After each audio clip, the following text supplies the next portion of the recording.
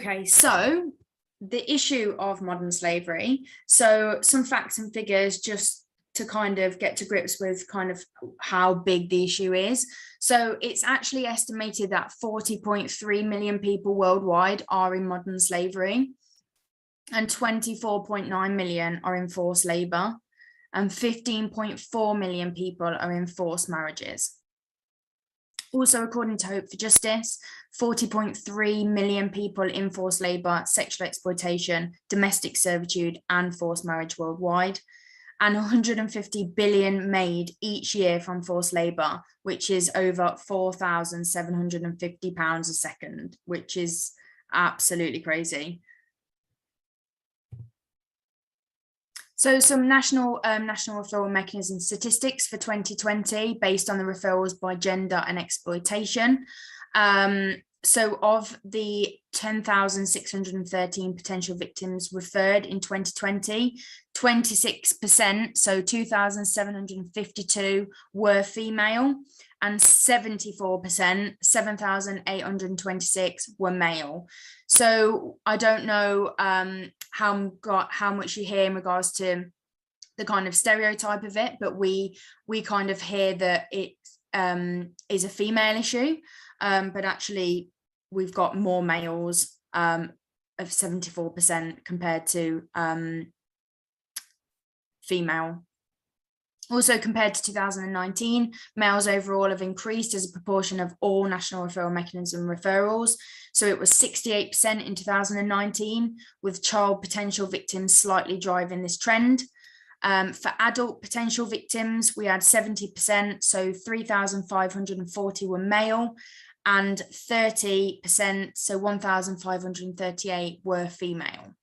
And whilst for child potential victims, 78%, 3,843 were male, and 22%, 1,079 were female. So men actually made up 70% of the national referral mechanisms in 2020. So some common myths we hear quite a lot is that trafficking only affects foreigners. Completely false. The fact is that the top nationalities are actually British, 26%. Then second are Albanian by 16%, and then the third being Vietnamese, 8%. Another common myth, most victims of trafficking are smuggled into the UK. Actually, the fact is that many are British, and more than half of those reported to the Modern Slavery Helpline in 2018 actually arrived by plane.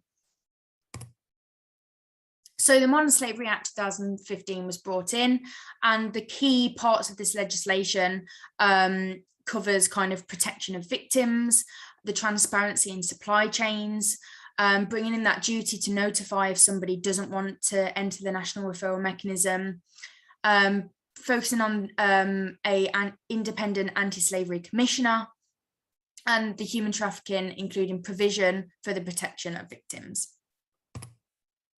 So why does modern slavery exist?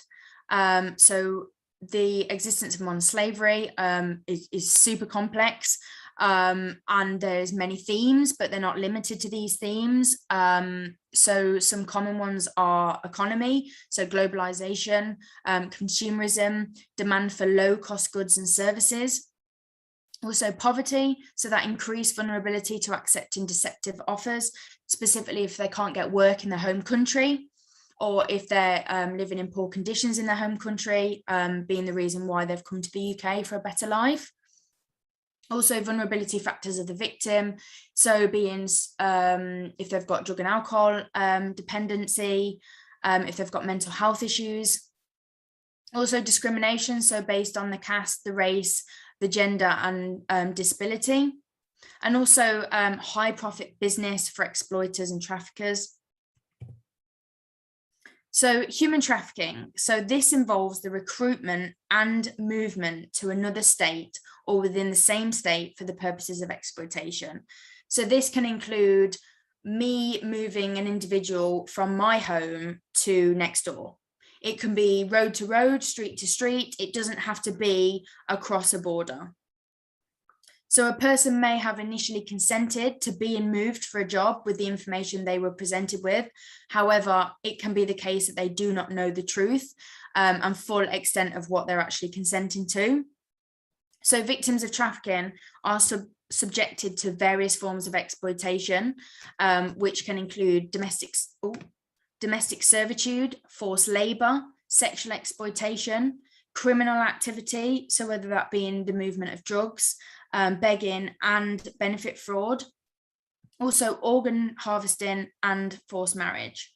So we've had quite a few forced marriage cases in regards to men, which kind of shocks a lot of people, because we see forced marriage only affecting women, but we've had quite a few clients, specifically Asian clients, Bangladeshi and Pakistani survivors that have experienced forced marriage.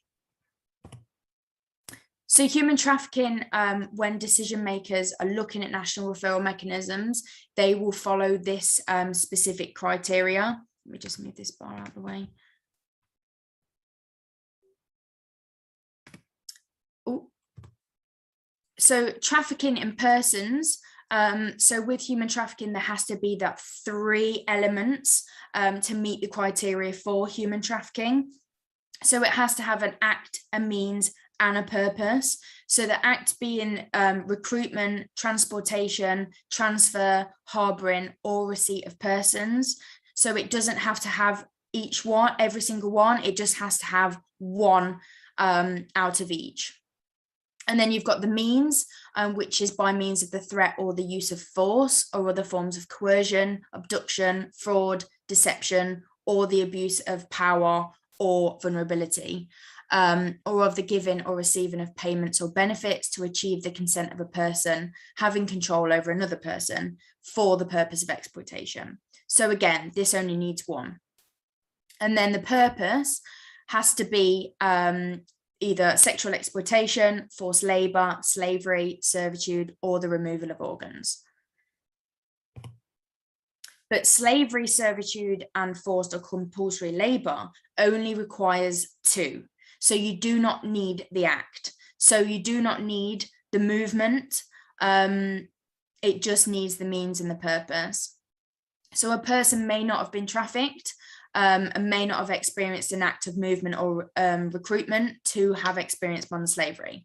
So some cases are human trafficking and some cases are modern slavery. So you can have one or the other, or you can have both. So forced labor is all work or service which is exacted, demanded from any person under the menace of any penalty, and for which the person has not offered themselves voluntarily, which is performed against the will of the person concerned. So many clients, I'd say predominantly, have experienced human trafficking and modern slavery. We get a lot of British nationals who have experienced both. So they've experienced that movement in regards to criminal exploitation. So in regards to county lines, they've experienced that movement, and they've experienced the threat to coercion or threat of violence. And then they've experienced the criminal exploitation, which is the purpose. So for British nationals, we see both. But a lot of the time, they can just be slavery and not human trafficked. So some clients will say they've been smuggled into the UK, and then they've ended up further down the line, whilst being in the UK, they've ended up being exploited. And we have to be really clear with these cases, because when they come to us, the police will say they've been trafficked, and it's slavery and trafficking, where a lot of the time it's slavery, where they've been smuggled into the UK and then the exploitation has happened. So it's just being really clear with the National Referral Mechanism referral form of what kind of criteria it is. And then for children, it's 2. So you need the act and then the purpose. So consent is completely irrelevant to provide that exploitation of a child has taken place, because a child cannot consent. So you do not need the means. The means is automatically there because it's abuse of vulnerability. So smuggling versus trafficking, which is really, really confusing at times. So human trafficking and people smuggling are not the same thing.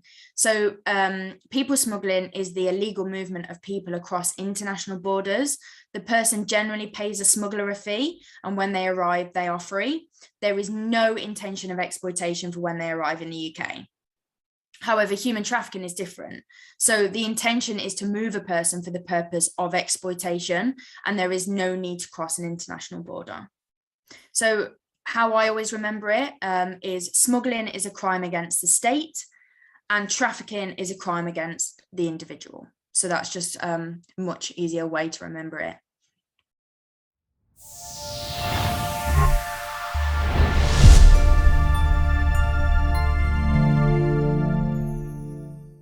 The importance of having people like myself on this program, as recognised as one of the leading experts in the country around responding to serious youth violence, I think it kind of gives that USP to the course, that it means that the organisers that have developed this particular program have really thought about who do we bring in to give those real insights. I've always done little one-day courses and stuff like that, but yeah, there's nothing like this. This is the course that gave me more knowledge and more understanding of working with young people, especially serious youth violence. I have not experienced a course like this before.